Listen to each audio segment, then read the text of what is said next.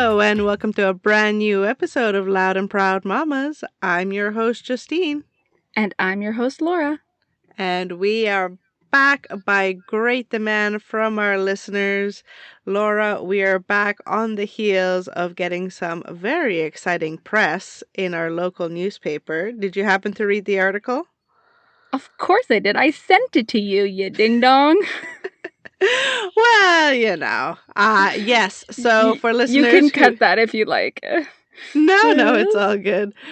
Well, So for listeners who don't know, we had a local newspaper, The Gleaner, send us a beautiful review of the podcast to, give us a little shout out for Pride Month. And it was really cute. And for listeners who want to support a local newspaper, you can check us out in The Gleaner in the June edition. So how do you feel, Justine, being small town famous now? Do you have to hide your face when you walk to the grocery store? I mean, I want to hide my face because the sun is blasting me with like 37 degrees Celsius heat. I'm pretty much carrying the umbrella nonstop with me. It Oh is my gosh. insanely hot. Yes, I have to say I have been melting over on my end too. And a little surprise for listeners, I am halfway through my journey to baby number 2. And so being 20 plus weeks pregnant in this heat has been a journey. It has been an interesting one, let me tell you. And it's only going to get hotter from here, and I'm only going to get bigger from here. Congratulations. So, you know how they say that when you're pregnant, you eat for 2? Yes. Have you been sweating for 2? Oh, yeah, I would say maybe 3, though there's only 1 in there. Good stuff. Yes. We got a lot of good content for you listeners, but if you want to give a shout out to Laura as she embarks on her pregnancy journey, shout out in the comments and wish her the best. So stay tuned, listeners, because there will be lots of content in coming episodes of this fertility experience because it was very different than conceiving for our last one. So stay tuned. Whole bunch of stuff coming up, but we're going to make you wait for it. For today, we got other stuff planned. We'll get you on the edge of your seat, listeners. And to kick things off, Laura, I gotta say, while you have been growing a baby inside of you, I have been growing cucumbers. Yes, I've been having lots of wonderful updates of your beautiful garden, and I can't believe that they are almost as tall as you are.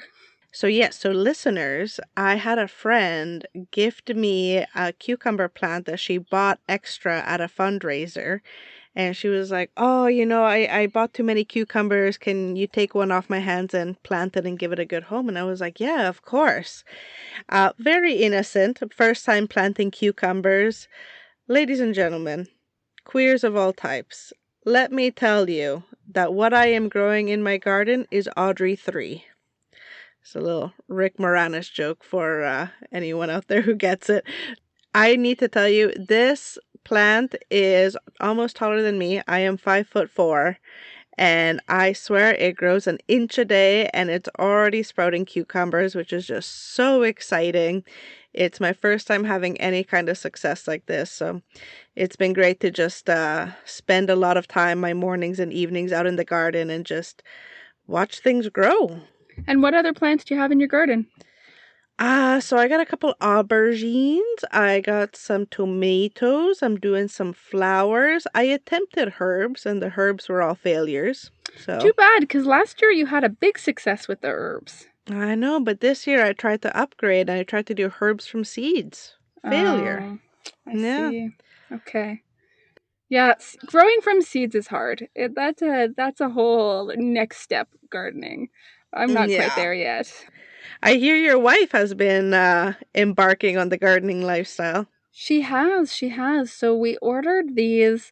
They're almost like steel tubs. They're like slightly raised garden beds, and we have 2 of those that are filled with soil, and one of them has some raspberry bushes in it, and the other one has some cherry tomatoes, some bigger tomatoes, and some cucumbers, and some basil. So that's where we're at. But they're growing nicely. They're definitely not as large as yours. We have just little what's the word, trellis? No.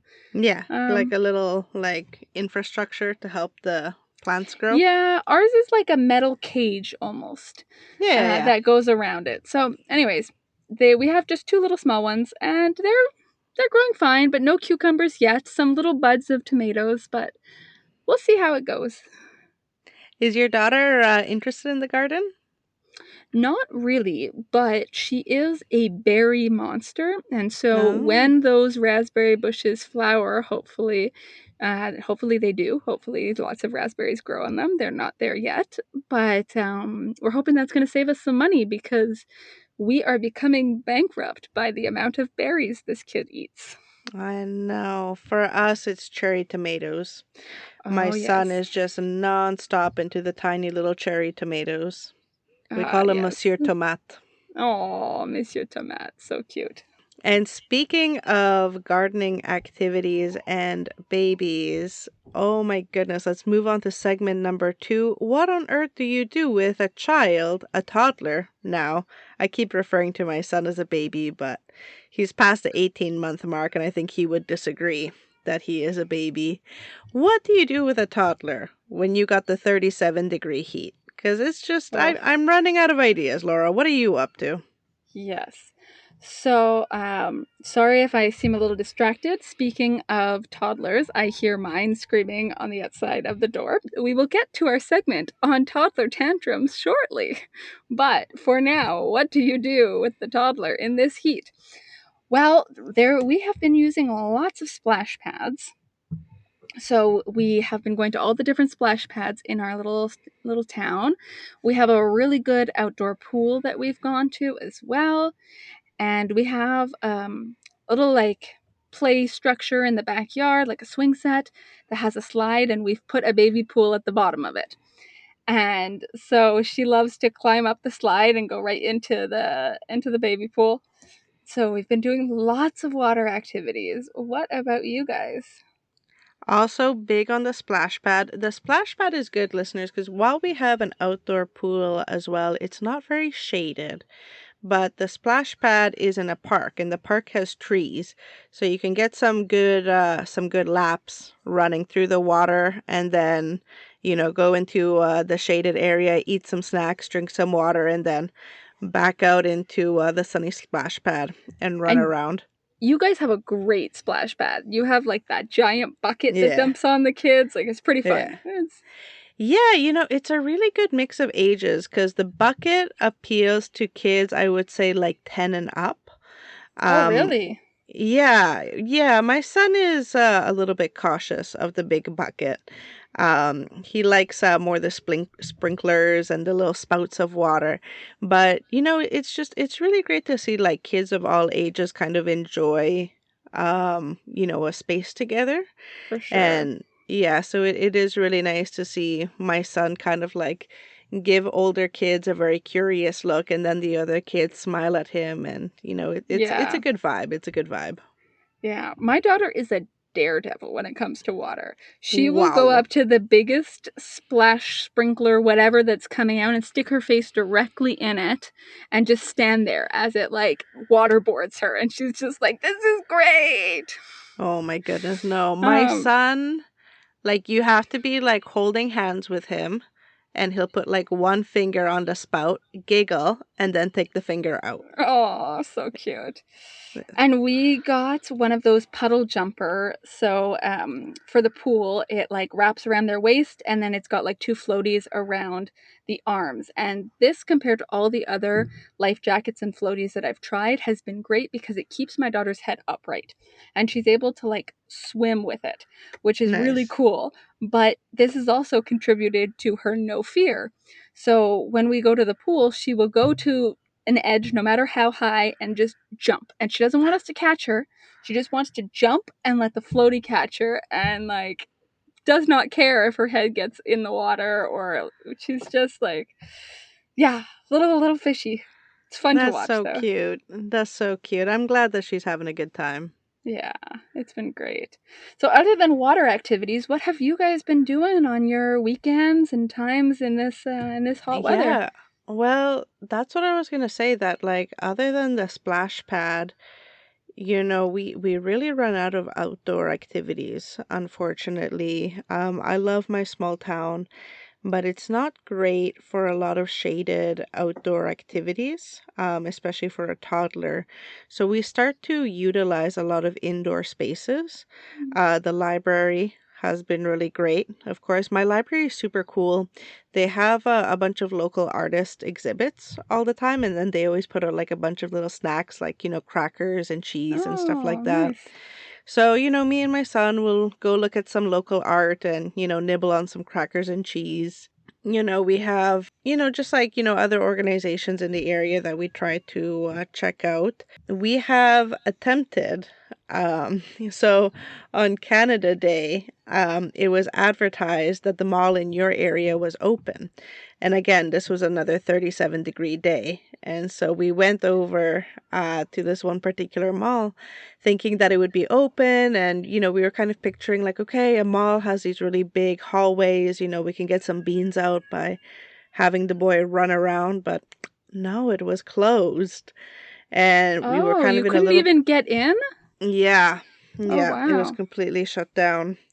So, in that instance, we did pivot into going into the park in your town.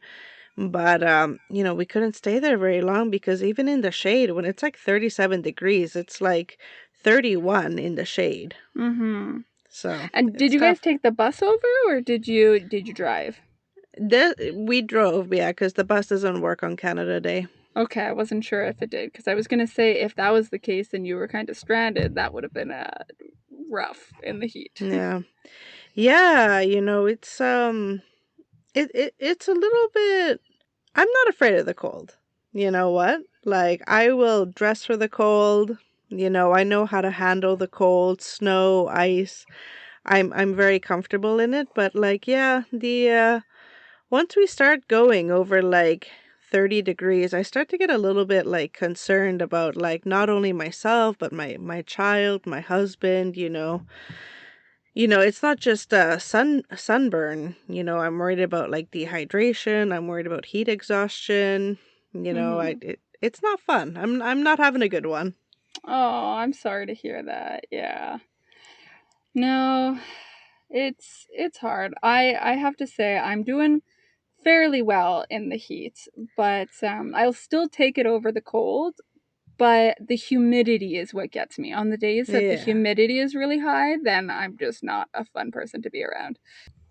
With the heat, and now with your fertility journey, with being so many weeks pregnant, how is your summer going? It's going well. I find it's flying by. I find so I'm actually doing a progressive return at to work, which is funny because by the time my progressive return ends, I'm gonna be off again. But which means that I only have to do 4 days a week. So I get an extra bonus day, which has been really helping to just keep up with life stuff so I can enjoy the weekends more. Because I find when working like not full time, but my wife works full time, but doing the full days of work, there's no time for anything, especially unfortunately we have an hour commute each way to work and then throw in daycare pickup and drop off in there. Like, we're leaving the house at 7 in the morning and getting home at almost 6. So it makes for a really long day. So there's no time to like upkeep with the laundry and the cleaning and the meal prepping and whatnot. So having that extra day to do that has been wonderful so that we can actually do things like go to the pool or go see family, go see friends on our weekends. And sorry, I kind of veered from the question, but overall it's been a good summer. I'm just finding it's going by too quick. We're already, you know, a week into July and we got just under 2 months left. Yeah, it does. Every day feels like it's flying by. But Yeah. how's your symptoms otherwise? So been pretty lucky, I have to say. The first pregnancy was really hard, and I was a little worried that it was going to be similar. I had really severe nausea at the beginning, but for this time around, but it ended exactly at 12 weeks, like night and day, much better. Whereas with my daughter, I was sick up until 20 weeks, and then I had the herniated disc very early on, as of like 15 weeks. So this time around, I'm going to the chiropractor. I'm trying to stay active. I'm doing a lot of prenatal yoga to kind of help with mobility. And it's been much, much better so far. So knock on woods that it stays this way. I'll knock on all the wood, and I encourage all the listeners to knock on some wood over on their end. So, moving on to our next segment, we'd like to talk a little bit about breastfeeding.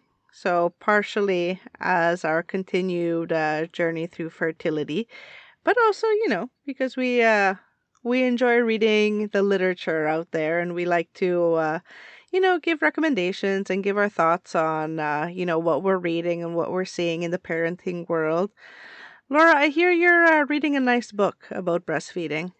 So, actually, to clarify, this is specifically on breastfeeding weaning, so ending our journey. I had a wonderful journey of 2 years with my daughter, and luckily we didn't have too many issues.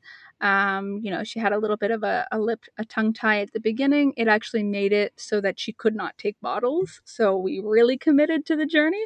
She was just exclusively breastfed. And that stage, she was quite attached to it. It stayed. But with baby number 2 coming, I decided that as of the time she was 2, the journey was to end. So, what I did to prepare her was I found this storybook for kids called Booby Moon. And it's a story that you know, explains the process of the breastfeeding journey, that babies are born, that the milk comes and it feeds the baby as the baby gets older. The baby doesn't need milk anymore because the baby starts to eat, and gets bigger, eats food, uses a spoon, all of that, and it's all depicted in beautiful, beautiful pictures.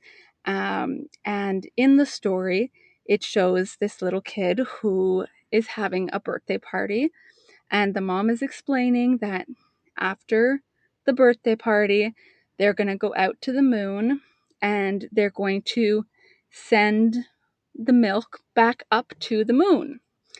And then the milk is going to go back to the new babies who have just been born, because the big kids don't need the Booby Moon milk anymore. Aw. And so there's two versions of this book. There's a version where they let go of a balloon, and that's the milk that goes up. And there's another version where they blow bubbles, and the bubbles represent the milk.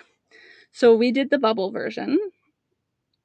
And so the night of my daughter's second birthday, we went out to the moon and we got our special bubbles, and we blew our bubbles, and we said, "Goodbye, booby milk. Go back to the new babies. Thank you for your time together." And she waved up to the bubbles, and she, understood. So we had read this book together every night for a month before. So had been explaining to her that this was going to come and this was going to happen. And it went really smoothly. It went really well. We have a little video of the last time that we breastfed together, and we have a little video of her blowing the bubbles up to the moon and waving the milk goodbye. And yeah, she's asked a few times for it, but we just explain, and we say, "Where did the milk go?" And she says, "Booby Moon, new babies, bye bye." And so, and now she understands that I'm pregnant, and she understands that the new baby will get milk, will get booby milk.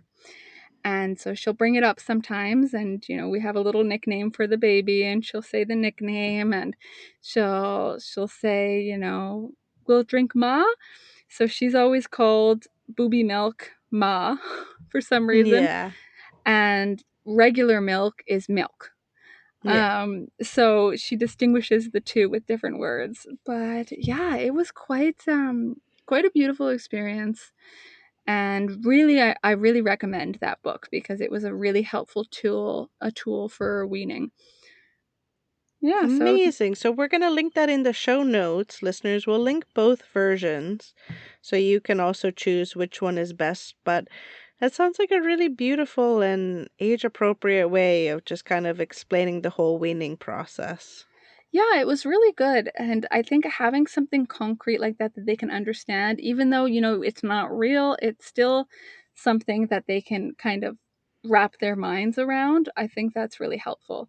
Like I've heard for babies or for kids who are trying to get rid of pacifiers or bottles that they do either like the bottle fairy or they do a bye-bye bottle party or something like that. Having a symbolic way to end the journey, I think is a nice way rather than it just being gone one day. Yeah. Yeah, absolutely. I'm glad it's been a good it was successful with you and your daughter. I'm glad that you guys were able to come to that end of the journey kind of mutually. Yeah. That's really nice.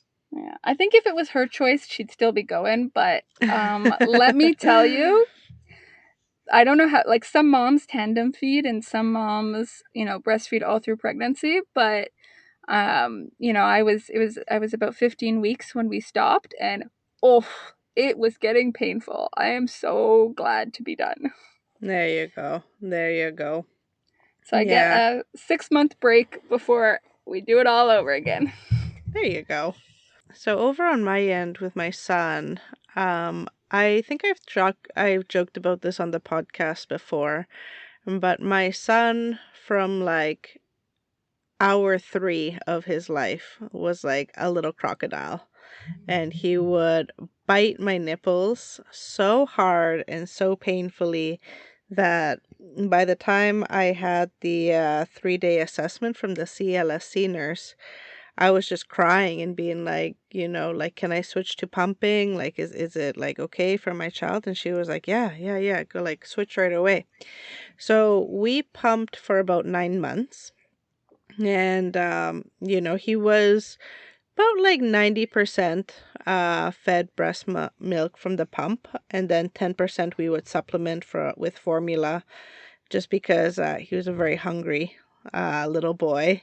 But yeah, so the benefit from us is that we just like kind of very quietly just switched it out on him. So we did breastfeeding through the pump for about 9 months, and then after 9 months, I decided that that was enough for me physically.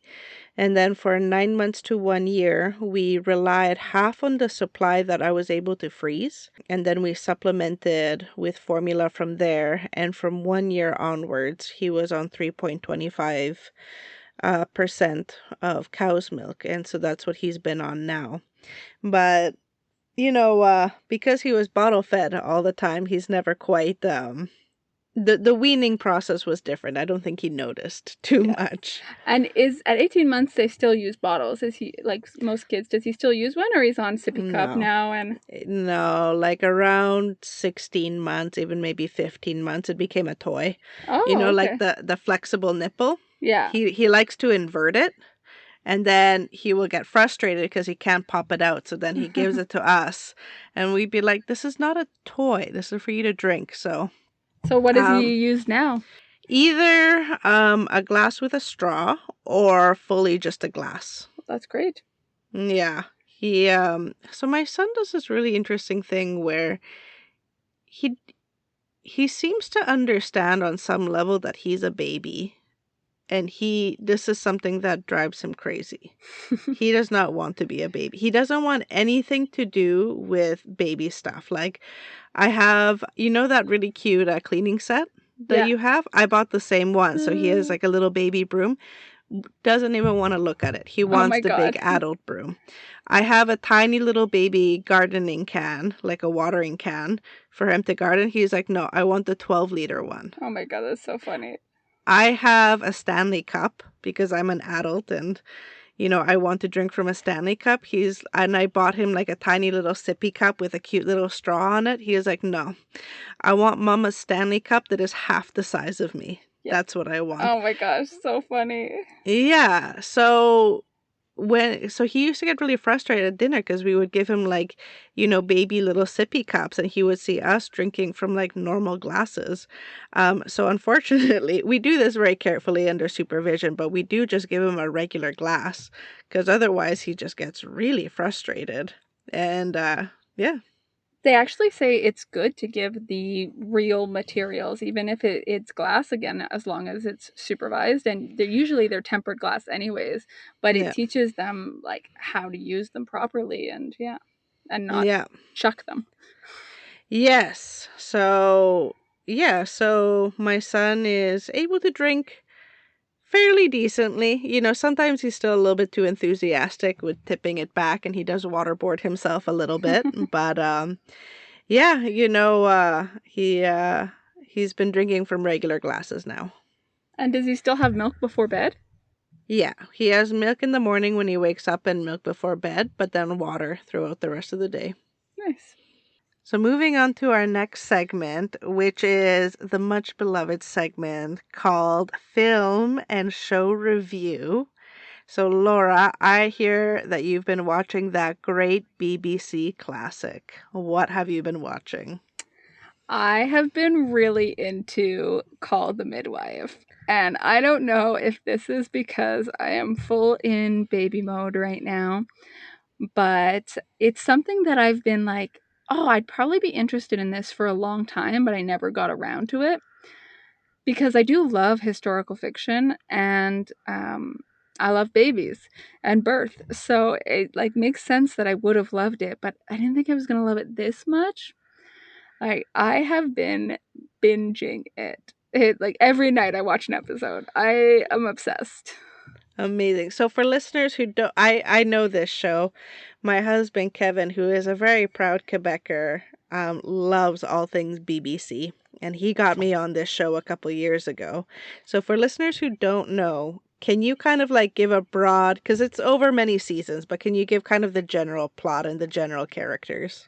So basically, it's about a birthing organization, a midwife organization set in a poor area of England. It starts in late 1950s, and then every season is a different year.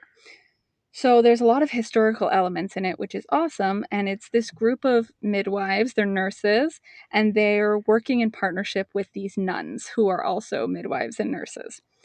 So there is that element, just disclaimer.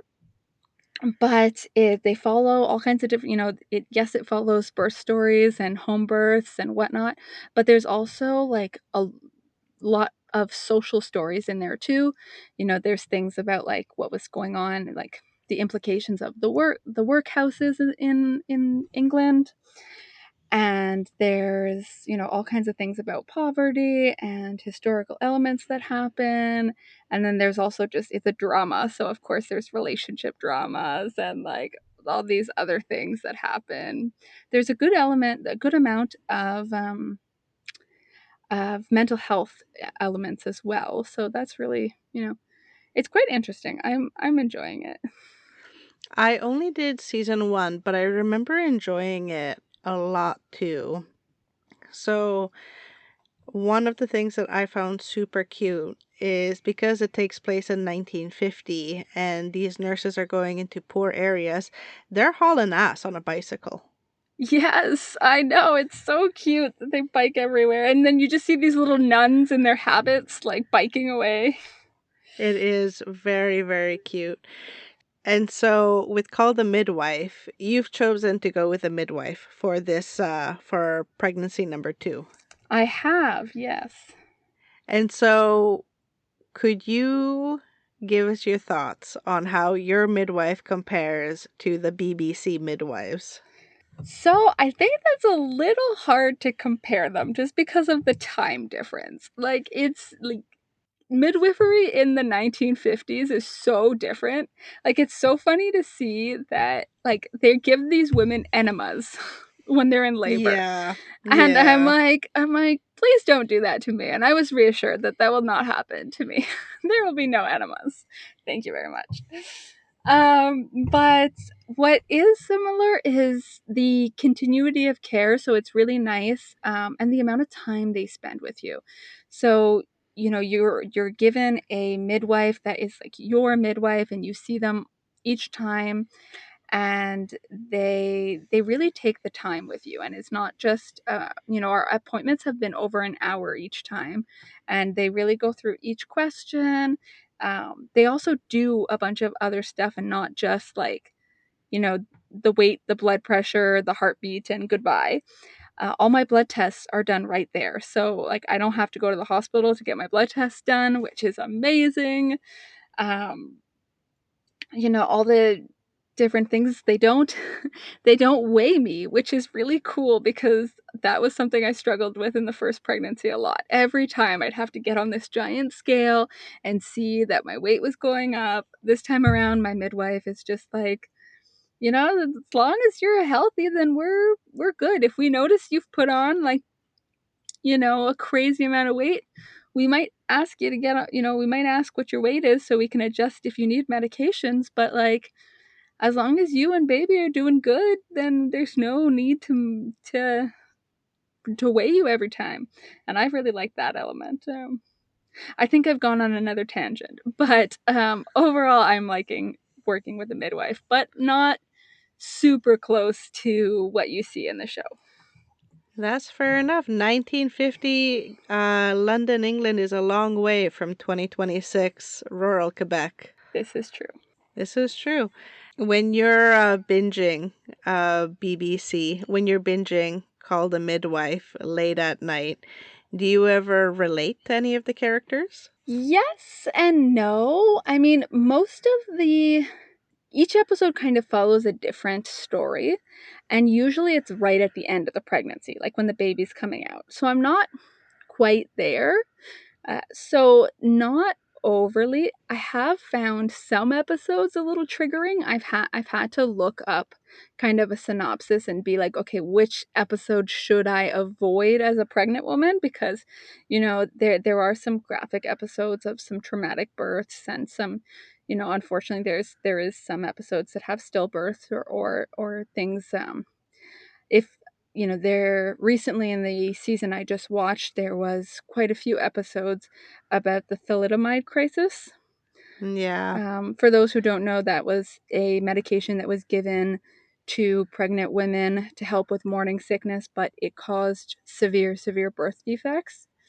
So that was, and that actually happened. And so seeing that in the show was, it was a hard one, to watch, but I like still enjoyed the Hmm. historical element of it. Well, listeners, we really recommend that you check out Called a Midwife. You have multiple seasons to check out, so don't worry. Once you fall down that rabbit hole, you'll have a lot.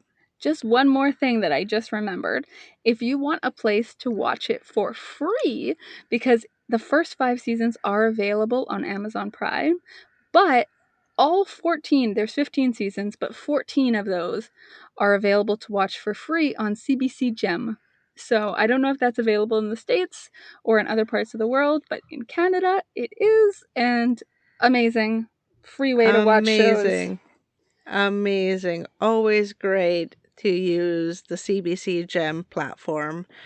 So, moving on to our last segment of the night, let's talk about that delightful phase that begins as our children get older and probably will not stop until they are young adults, and that is the temper tantrum phase. Listeners, they don't call them the well behaved twos.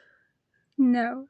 Though I'm trying to shift my mindset away from the terrible twos to the testing twos, because this is Mm, what they're doing. Like, they're not intentionally being terrible. They're testing their boundaries. They're learning the world. They're exploring. They're figuring things out. They're figuring out where you stand, where they stand, and they are testing everything. And let me tell you, it has tested me lately. Yeah. Yeah, I feel you, buddy. I feel you. Over on our end, we really struggle with transitions. So, my son will get into what I guess is called play. He's playing. Me and my husband called it investigations, where he's opening, closing doors, or he's, opening and closing buckles, like investigating it. He looks very focused, which, I guess, for him developmentally is playing, but, he looks like he's trying to solve the mysteries of the world. And when we need to pull him away from those activities to, like, change a diaper, or, do a meal, or we have to leave the house, it is, yeah, that transition is really, really rough. And like, we try to explain to him, but I don't know how much of the explanation he's really, like, grasping. So it's been rough. He cries like we've done him a great betrayal, and that's always very difficult. Yes, it is. Yeah, no, we have been going through it too. And I feel like as soon as she turned 2, it's like a switch flipped, and it was like, okay, here we go. But over the last few weeks, we found some strategies that are starting to work well for us. And at the end of the day, what we're trying to do is hold the boundary. The way we hold the boundary, we're a little bit flexible on, because we understand that there's so much going on developmentally, there's so much going on in her brain, and like, we're big on the validation that, she's allowed to be upset that we took the things she's not supposed to play with away. Like, we got her a little toy, not a toy.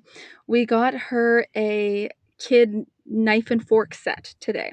And it had a little butter knife. And she was very excited to have her own knife.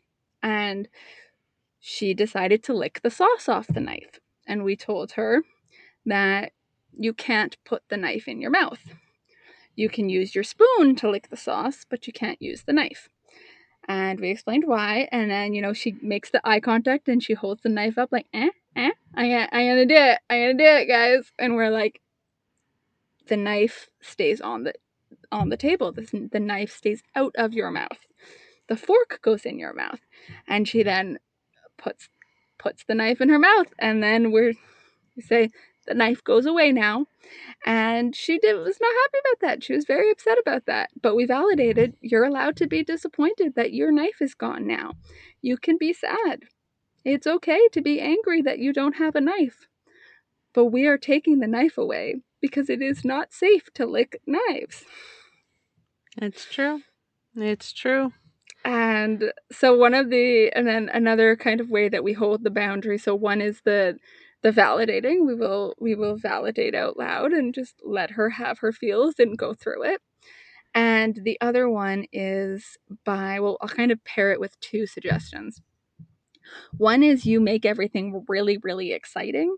And then the other thing is giving choices. So, for example, today, there's a lot of things today. Anyway, today in the bath, she kept standing up. And I made it clear that if she stood up again, the bath would be over because she could slip, and, I would take her out of the bath. And she, was testing the boundaries. She was like, knees? Can I go on my knees? And I said, you can go on your knees, but you can't stand. She calls standing up abou, which is a mix of debout in French. So she was like, abou? And I was like, no abou, no stand. And then she stood up. So I then said, the bath is done. And I said, do you want to pull the plug or do I pull the plug? And I just made it really exciting and gave her the choice. And she, of course, was like, I want to pull the plug. Of course, I want to pull the plug. And she pulled the plug and she ended bath time. And There she you came go. out and she put the towel on and it was fine. But rather than if I just pulled the plug out, grabbed her, took her out of the bath, without so giving a little bit of choice back and making it exciting, like, are you gonna do it? Are you gonna pull it? That really helps. So we've been doing things like that, and it's been making a Yeah, difference. that is good. That is good. Yeah, we'll have to try that, maybe like, all right, it's time to go. Do you want to put your hat on? Do you want to put your shoes on? Kind of maybe engage my son more in the Yes, transition of leaving the house. That's a good idea. I will say we tried this earlier, and Mm-hmm. it didn't. It was really as of 2 that I found she Yeah. partook more. Try it early; it might work well for your son. But if it doesn't, don't give up on the idea. Just bring it back later. Yeah. Yeah, for sure. That's a really good tip, actually. Yeah, because it's the transitions that Yeah. is very difficult for him because it does feel like he has to give something up to Mm-hmm. do something that we want to do. Yes. And yeah, I think if we validate and, involve him in the transition, I Mm-hmm. think that might be an acceptable trade-off. And even things like choices of, like, instead of saying, do you want to put your shoes on? Of course they don't want to put their shoes on. But being like, do you want your green Crocs or your red Crocs? They're still getting Crocs on their feet, but they feel like Yes. they have a choice of what they put on. It's a little bit of manipulation and a little bit of a game here. That's really cute. Yeah, we'll try. That's a good tip, actually. Listeners, we'll call this segment "Pro Tips from Amateur Moms." That's Yes. Laura's tip to all you listeners. Involve your kids in the transition into, or involve your kids in the boundaries, so they feel like they're also participating in their own life. Yes. Because honestly, as a toddler, there's so many no's. There's so much you don't have control over. So I think, like, picking and choosing what you stand firm on, and giving them a little bit of control in it, I think it does make a difference. That's my personal experience anyways. Listeners, let us know if you have other tips that you'd like to share with us. We'd love to share your tips both amongst ourselves, but also with our beloved listeners. Yes, please do. And so to close out the podcast, let's talk a little bit about food and nutrition, which is always important, but is now extra important as you are now eating for two. How's been the food end of things for you? I haven't had really any significant cravings or aversions. I'm not, like, certain meats I'm not crazy about right now, but it's been overall pretty good with those two things. But the meal prepping is hard, and coming up with recipe ideas is hard. Having good healthy things to eat as soon as I come home from work has been hard. So, like, I am all ears for meal suggestions, hopefully, like, quick and easy ones that are still nutritious. So, listeners, if you have any, please, please help me out. Send me all your good stuff. All right, listeners, hit us up in the Instagram comments or even in the Spotify comments and just let us know. Quick and easy nutritious meals or meals that can be prepped in bulk ahead of time in that rare moment you have an afternoon to yourself. Let us know what works for your family, and we'll try to compile them all into a little document we can share with all our listeners. And that brings us to the end of our episode. Thank you so much, listeners. We're so happy to be back. And once again, please wish Laura the best for her remaining weeks for her pregnancy. We're all rooting for you. Thank you so much. It's great to be here with you guys again. Well, we'll be back sooner than you think. Thanks so much for listening, listeners. Have a great rest of your night. Good night, everyone.